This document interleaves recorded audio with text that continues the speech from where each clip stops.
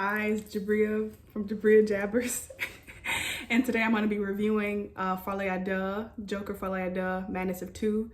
There will be spoilers in this review, so be warned. Don't watch this review unless you've already seen the film or, I don't know, read the screenplay. So just kind of preface this review, Joker came out in 2019, which was a very pivotal time for everybody. I could feel like, because those were like the last days before the world shut down and everything changed forever. And that movie just touched me so much. I remember I would tell everybody who I could about this film, because I remember there was this moment in the movie theater where I felt completely seen by this film, which hadn't happened in a long time, but I felt it then. And it was the moment at like the end of the film where the Joker was laughing for like the first time, like genuinely laughing, or genuinely laughing. And he was talking to the psychiatrist in the white room, and she asked him like, what's funny? And he said, I could tell you, but you wouldn't get it. And I feel like that just hit me, like the pain of that, especially because around this time I was going through a massive spiritual awakening. I knew that there was something different about me, but I couldn't like put my finger on it. I didn't feel like other people. I knew other people didn't feel like I felt, and I just felt really alienated and ostracized from the general public. And that moment in that film made me feel seen. And so going into the second film, featuring Lady Gaga, I was very excited about it. But then I was hearing all these different reviews and different people, that's the cat, the different people saying that the movie sucked, they didn't like it. Then I heard people saying it was a musical, and I'm like, oh, I don't like musicals. And I'm like, oh my gosh, what's going on? Literally, when I went to the counter to purchase my ticket, the girl was like, you sure you want to see this one? And I'm like, oh Lord, like, is it that bad? But then I get into the movie and I'm like, this is great. I had literally just watched the first movie right before I went to see the second one, and I loved it. I loved the shots. I love how slow burny it was. I love how Joaquin Phoenix plays the Joker. I love how he plays the Joker. I loved how he was in a prison and not a psych ward, because I feel like that's just very realistic.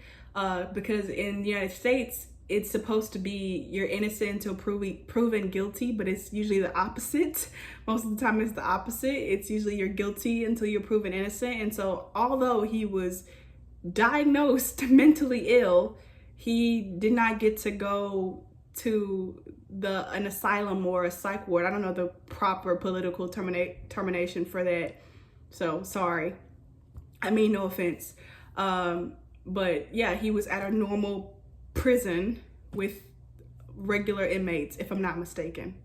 I could be mistaken. I could be wrong, but that's the impression that I got on it. One of the first memorable things about this film is when he was taken out of his E ward, which I thought was very interesting. Why E? Why ward E? But he was taken out of that ward and he was taken outside to the B ward so he could have an interview with his lawyer, or like a conversation with his lawyer. And they showed a shot from above, and the umbrellas were different colors. And even though they weren't covering him with their umbrellas, they were very selfish, and the guards only kept themselves dry. Even then, when he was being kind of like mistreated, in his mind, he was joyous and like pictured the umbrellas in these different colors. And you see these colors throughout the film. You saw them in the first film, like this burnt, almost burgundy red color, blue, yellow, and like and white and orange, kind of, Anyways, so what I was thinking specifically about like the blue and the yellow, and then the red and the white. I don't know. I feel like they're all like colors that you'd find, what's it called, complementary colors. They are crossed from each other on the color wheel. And so I feel like that's also something that's embodied, because right after that, that's when he sees Harley Quinn for the first time, who they call Lee in the film. And it's like right after those complementary colors that you see, like the color that matches you across the color wheel, he sees like his match. Something else I loved about the colors, because the colors come up a lot. He's in these gray uniforms while he's in prison, but as his trial begins, he finally, slowly but surely, gets to make his own, like choose which clothes he wears and build up his persona again as the Joker. And this whole film focuses on this dynamic between Arthur Fleck and Joker, like the character Arthur Fleck and Joker. And so I feel like people have been assuming, or at least I did, I went into the film with this expectation that the madness of the two would be Joker and Harley Quinn. I feel like a lot of people had that expectation, especially with the recent massive success of the Harley Quinn that Margot Robbie played so flawlessly. But I'm like, but this ain't him. This ain't her. Like that's not the typical Joker, and this is not the typical Harley Quinn. Like, and I have a theory on why, but I'm like, this is not them. And so if you go into the film with this expectation that she's gonna be Harley Quinn from the DC and stuff, the one that Margot Robbie played, then it's not gonna match. If you watch the first film and you appreciate the first film, then it'll match perfectly with the first film and their version. I forget the director's name, sorry. And their version of Joker. And so in this way, that's why I was like disappointed, I would say, because it wasn't put like them together and they make this power couple. It's like that mess up the city. It was not that at all. It was Arthur Fleck versus Joker. That was the madness of the two. Both of them. There's a part, again, spoilers, at the end, where at the end of his hearing or his court session, whatever word you're supposed to use for it, where he confessed. He said, there is no Joker. There is no Joker. There's no madness of two. I'm just Arthur. Like, Arthur is Joker, Joker is Arthur. It's just one. It's no longer a madness of two. So yeah, that's something I feel like, that's something else that I really like, the dynamic, the madness of two, the fight between the normal clothed Arthur who wears grays and browns and muted tones, dark blues, dark greens, and then there's the Joker that wears these very vibrant and lively colors. I think now we'll go into like the musical aspect of it. I really like that. Most of the time I think it was a good way to expand upon his fantastical mind, and it also shows the vulnerability of people with mental illnesses. I feel like people assumed in the film that Joker, like that persona of Joker, was not a, was not a symptom of a mental illness, but it definitely was. That's what I'm saying. It's an extension of Arthur. There were no two. There was no madness of two. It was just an illusion. Oh Lord, I'm like losing my train of thought. But yes, he was very vulnerable, and I feel like Harley Quinn depicted that perfectly. Like, she ultimately is really what led to his downfall and what led to the movie having such a tragic ending, because she came in and she manipulated him. She showed up at that prison. She signed herself in just so she could be close to him and manipulate him and tell him lies and tell him what he wanted to hear. And I feel like, I don't know, that aspect of mental illness doesn't get, I don't know, spoken about enough. You know, mental illness in general does not get spoken about enough, especially not in a educated, compassionate way. But I feel like the movie did a really good job of like honing in on the point that people who have these, let's say, narcissism or delusions, these other, you know, these different types of disorders, they're still humans.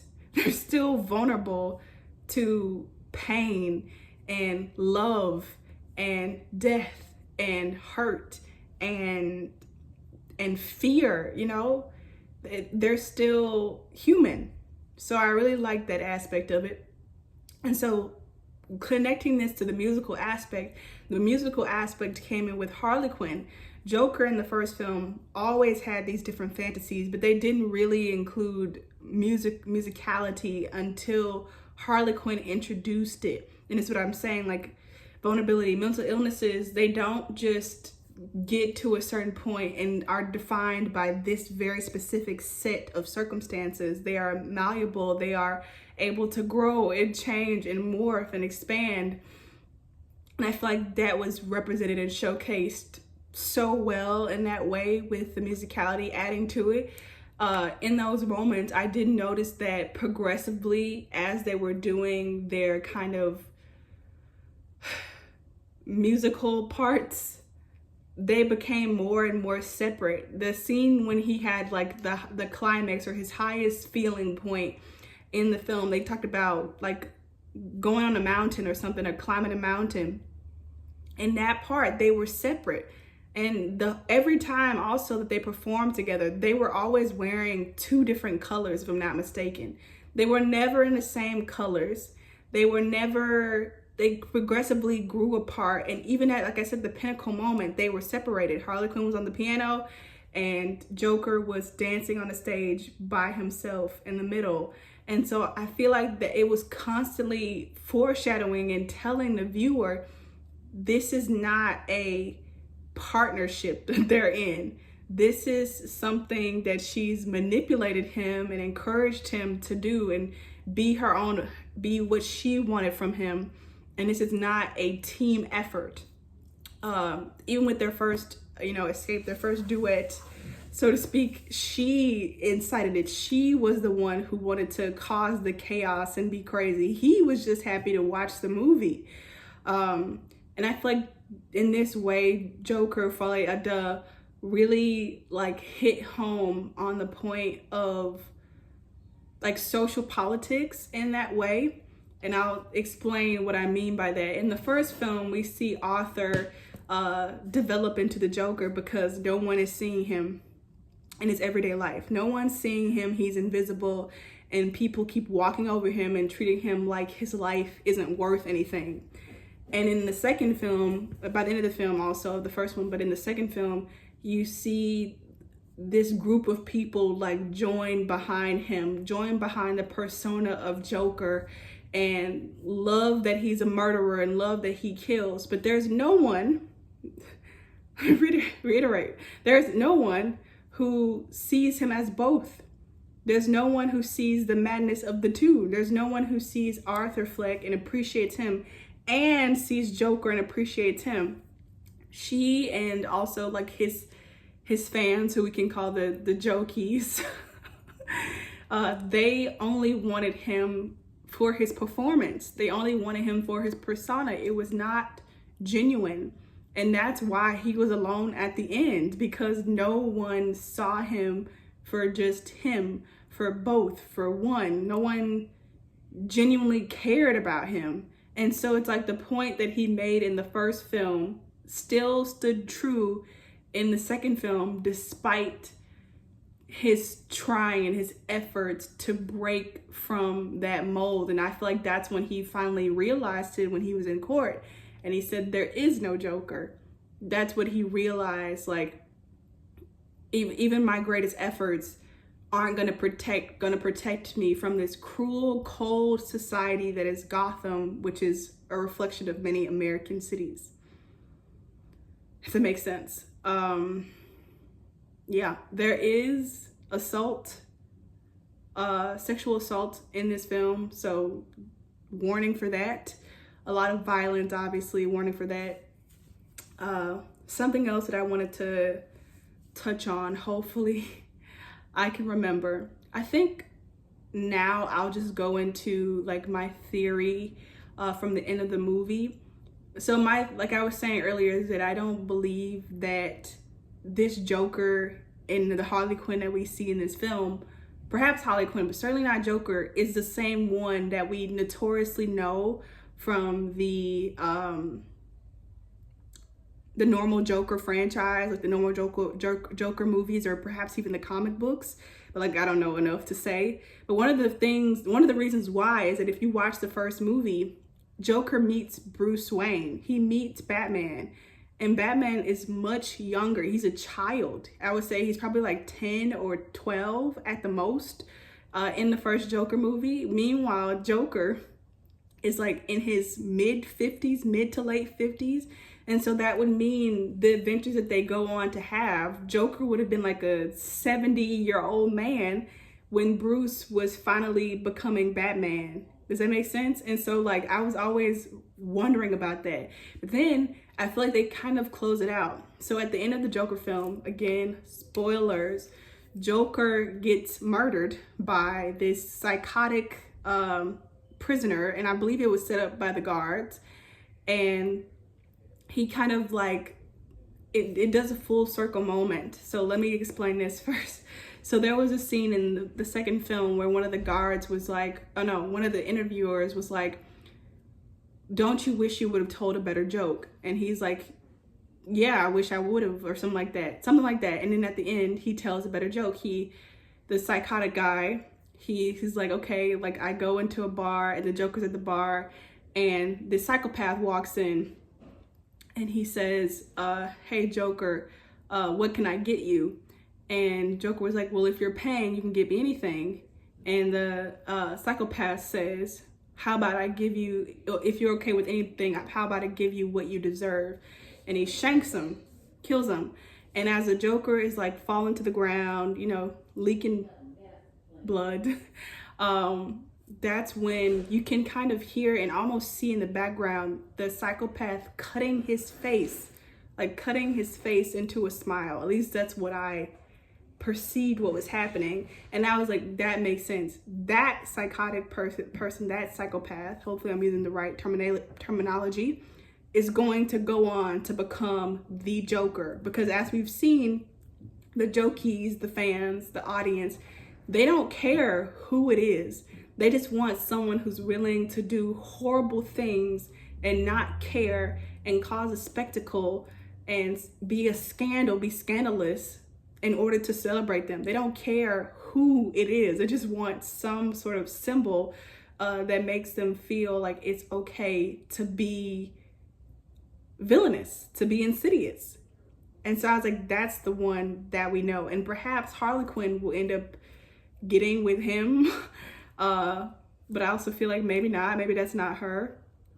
But yeah, I was just like, that's why this Joker doesn't make sense with the one that we know. Because yes, he did start it, and it started for not political reasons. It started as a statement for himself, to defend himself. He never intended to be political and like, I don't know, bask in the glory, although he did. That's why it doesn't fit with the one that we typically associate with Joker. And I feel like this Joaquin Phoenix version is a more humane one, despite the inhumane things that he does. I feel like he's a more humane one. And yeah, I'll just leave it at that for now. Let me know in the comments if you picked up on anything else, if you agree with my theory, if you enjoyed watching the movie. Did you like the first one? Subscribe, and I'll see you next time. Bye.